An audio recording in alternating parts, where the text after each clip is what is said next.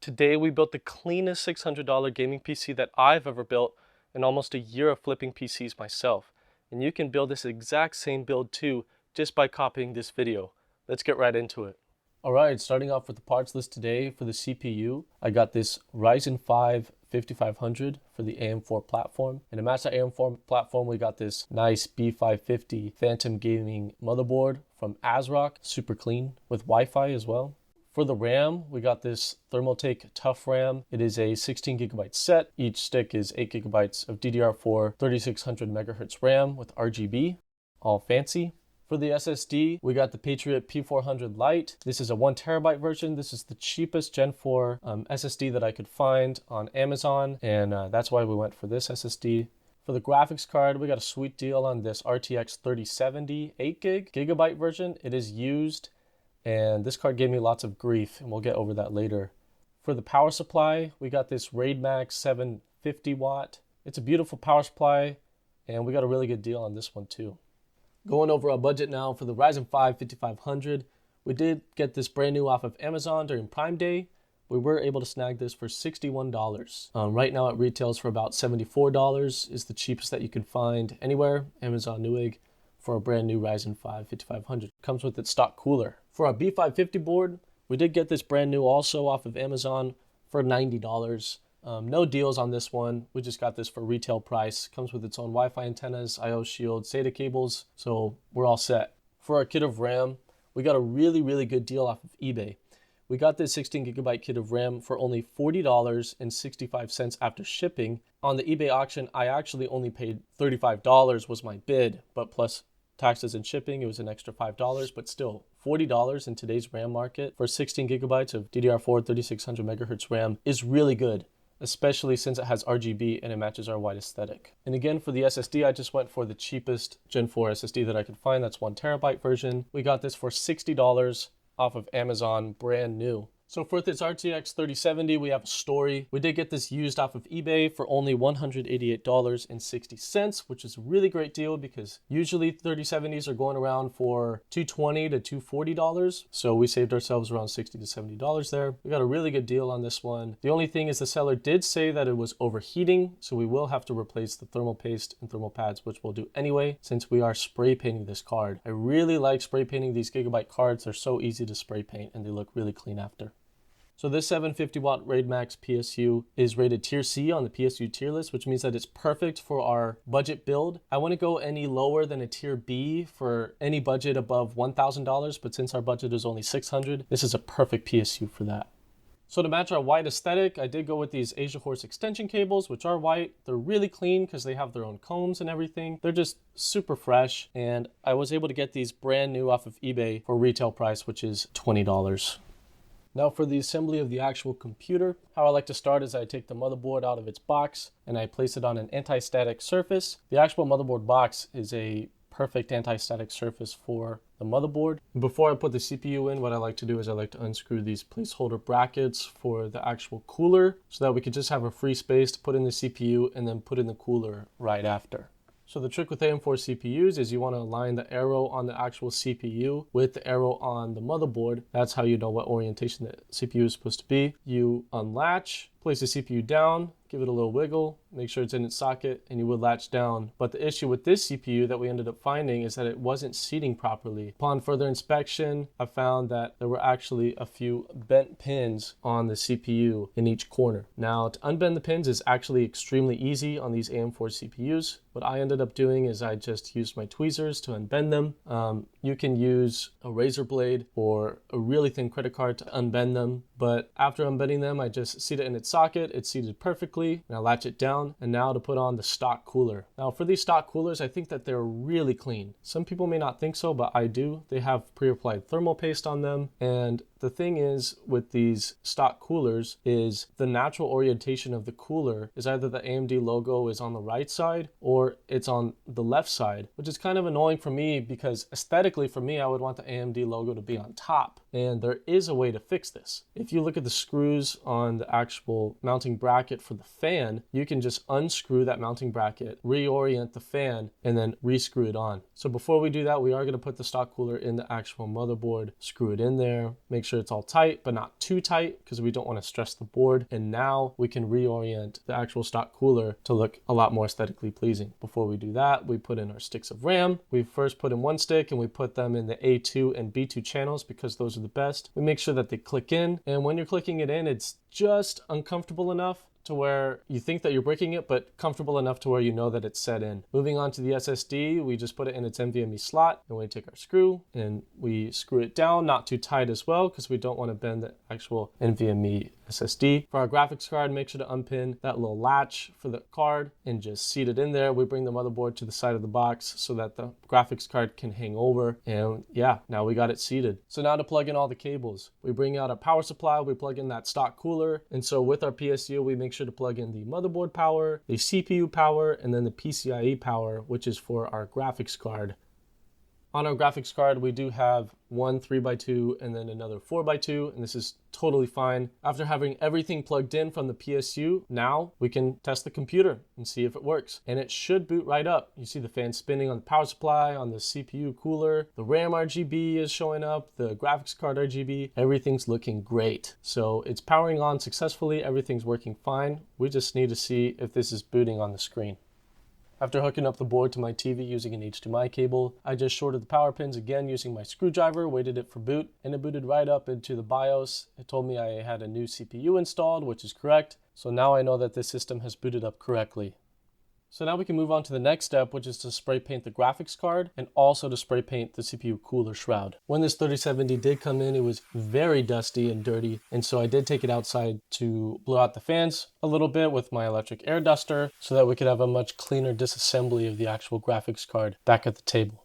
All right, now that we're back at the table, we can take apart the GPU now. First, we take apart the back plate, including these wires that connect to the fans. And look at this PCB. Barely any thermal paste on that. Gracious, super dry. No wonder this was running hot. So after taking off the heatsink as well, now we can access the fans, get those wires out, unscrew the fans from the actual shroud, and look at those fans, super dirty. So now we can get the actual RGB LCD out of the shroud, and we have the bare shroud as is. This is what we're gonna spray paint. We won't spray paint anything else. So to clean it now with some alcohol swabs and a cotton swab as well. Look at that, all clean now. And to clean the fans as well, they were super dusty. Look at the transformation there. It's like night and day, and the comparison is just unreal. So I like to use this Rust-Oleum white spray paint that spray paints plastic, wood, metal, and whatever. And this is our first coat. So you want the first coat to be super light so that the paint has something to stick on the second and third coat. This is what it should look like after the first coat of paint. Onto the second coat of paint now. We add a little bit more. Try to get the entire thing white. This could be your last coat if you really wanted it to, but I like doing 3 coats. So you paint it just enough to where it's white all around, but not completely done. And this is what it should look like at the end of the second stage. And now on to the third coat. This is where you really lace it with as much paint as you can without creating any bubbles or adding way too much paint onto the actual shroud, because you don't want weird layers of paint on your shroud. You want a nice clean look and a clean surface as well. In the meantime, while that's drying, now we can put the motherboard inside of the actual case. First we put in the IO shield and then the motherboard itself. Make sure that all of the standoffs are in the right places and screw everything in nice and tight. Not too tight though, again, because we don't want to stress the motherboard. And after letting this cure and dry overnight, this graphics card shroud ended up looking super good, super clean on the outside, really flush, no bubbles, no nothing. I think it was a really good idea that we did 3 coats. And the CPU shroud as well looked exactly the same. You can't even see the AMD logo at all. We didn't need to sand anything down. It's just a perfect white, sleek aesthetic for our build. So now that we have the shroud ready and spray painted, now we can put the card back together. First we put the fans on the shroud, which includes connecting all of the wires to the fans together and also cable managing them within the shroud of the card. After that, we can place the LCD display with the RGB, which it just clips on inside of the card like so. After that, we can place on the heatsink, screw it in there nice and tight. We're going to take some alcohol swabs and we're going to clean off the super dry residue from the thermal paste from before. It was so dry that I needed to scrape it somehow on the actual copper. I don't suggest doing that, but it was just so difficult. I've never seen that before. And so we cleaned the rest of the card here, the rest of the PCB. And I'm using this TF8 thermal paste today with its own little spatula. You just put it on a little line like so, and then spread it enough to where it's contacting the entire GPU. And now we're good to attach the wires back to the PCB and then attach the actual PCB with its backplate to the heatsink. After cable managing a little bit, we get it nice and flush and we're able to screw down the backplate now. And that's the final step to put the card back together. After cleaning the backplate and the LCD of the card, we can now see the final product. I think that this turned out super clean. I really like the white aesthetic to this card. I really like the gray accents as well. They're not too dark. This turned out really, really nice. Now that that's done and the motherboard is in the actual case, we can cable manage the back of the case now. My cat just came here to say hi. He's so cute. Connecting the PCU extension cables to the PCU itself and then routing them through the front so that we can cable manage a lot easier. And a tip that I have for you guys is to only use Velcro and zip ties with your builds. You do not want to be using twist ties. Twist ties are made out of a small metal rod surrounded by plastic. And sometimes if you use twist ties and that metal rod pokes out just a tiny bit, if it contacts the back of your motherboard at all, it will short your motherboard and destroy your entire computer. So don't use twist ties, guys. I go for this white Velcro. It's super cheap. And zip ties as well, but not too tight. And this is what it looks like at the front now with all of the cables routed and everything connected except for the PCIe cables, of course, because we don't have our GPU in yet. But I think that it's looking real clean so far. And now that all the power cables are connected, we can actually turn it on. Woo! That is cool. I think this is going to look super, super clean when the graphics card is in there and all of the RGB is synced up. So we are going to put the 3070 in there to get the final look of the build and the shroud as well on the CPU cooler.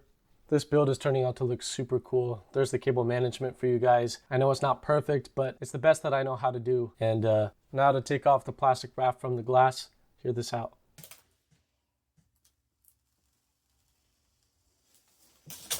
I love that sound. So now that we have the whole PC together, let's turn it on. I am really impressed with how the RGB on the RAM and the graphics card match so well with the RGB on the case as well. Everything just seems to click together. The white aesthetic, the white and gray, just makes everything come together. I think that this is probably my favorite build that I've built so far. It's just so clean. Booting up the system now so that we can install Windows. When you start your computer, I like to mash the delete key to get right into the BIOS. I enable XMP to get the most out of my RAM. And then I use this PNY USB stick that has Windows 11 Pro installer on it so that I could just plug that in and install Windows 11 Pro, which I do have a key for. I got the key for around $10 on Groupon, which is really nice for our budget. So installing Windows now, it just takes a little bit, maybe 30 minutes for it all to load. It restarts multiple times. When you get to this part, guys, where you have to connect to the internet, instead of having to connect to the internet and put in a whole like password and account and everything, what you can do to bypass it is you can type OOBE/bypass NRO and it'll let you install Windows and get right into the desktop without needing an account, which is super useful, especially for flipping PCs. Now, the first thing that I like to do once I'm in Windows is I like to install the graphics drivers for our graphics card. I love to do that especially because now I can see the actual temperatures on the graphics card to see if I did a good job with repasting. And as you can see here, when we get into Task Manager, we look down and the graphics card is idling at a really nice 42 degrees Celsius. So we definitely helped out with the overheating of the card. It looks great. Now to benchmark some games. So I like to benchmark esports titles such as Apex, Warzone, Fortnite. On Apex, on 1080p high settings, we were getting an average of 200 FPS. We ran a benchmark in Marvel Rivals as well, which we got an average of 92 FPS in 1080p high settings as well. I really like that they have their own benchmarking system that you don't actually need to get into the game, but you can just run the benchmark straight from the settings. It's really nice. In Warzone on 1080p high settings, we were getting an average of 125 FPS, which is honestly great for this budget. And in Fortnite 1080p Pro settings on performance mode, we were getting around 215 FPS on average. And for Valorant is almost always the highest performing game out of the games that I test, and it was getting an average of 330 FPS at 1080p high settings.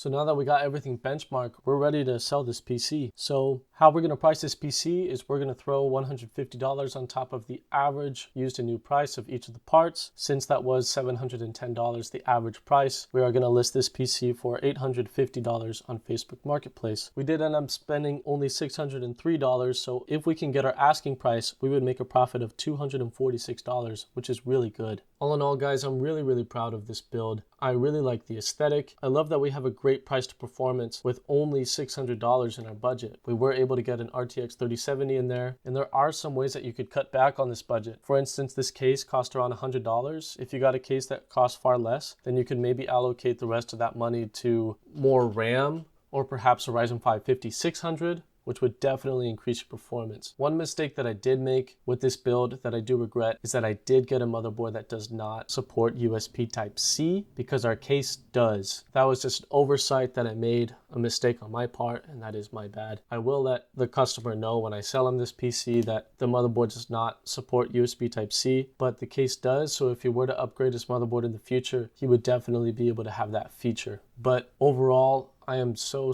happy with how this PC turned out. So guys, that'll be it for this video. Thank you so much for watching, sincerely.